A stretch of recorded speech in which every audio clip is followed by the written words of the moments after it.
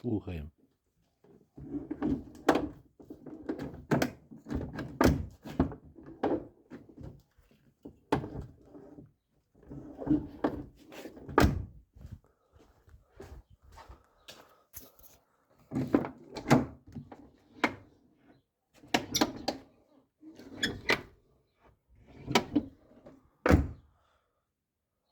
Так, ну що, дверочка у нас тепер тихонько.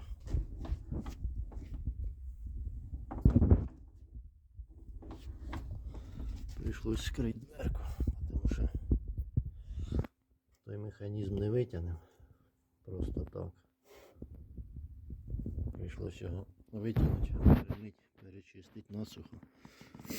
Тому що коли бризкаємо, взагалі тоді капець. Щоб ролики крутились.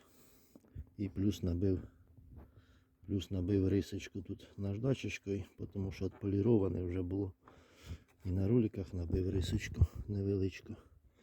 І тут набив, щоб ролики прокручувались. Тоді не репить у нас нічого.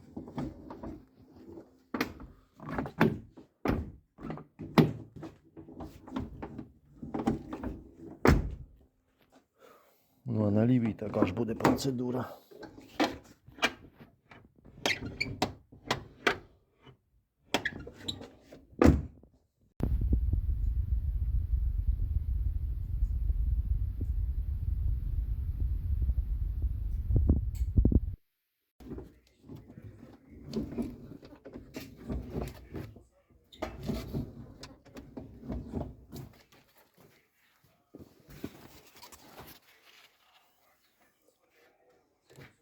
Так, задній вийшло відновити, не риплять, не скриплять. А передній вже конструктив вже не той, ролики пластикові.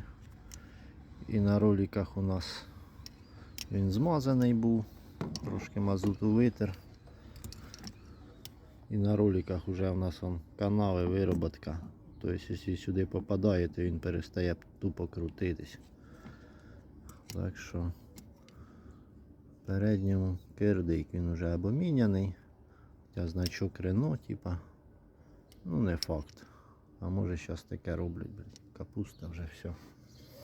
В принципі, навіть ролик не крутиться, ну без маски воно не пищить тепер. Ну, то був писк. Так що вони повинні бути сухенькі, походу.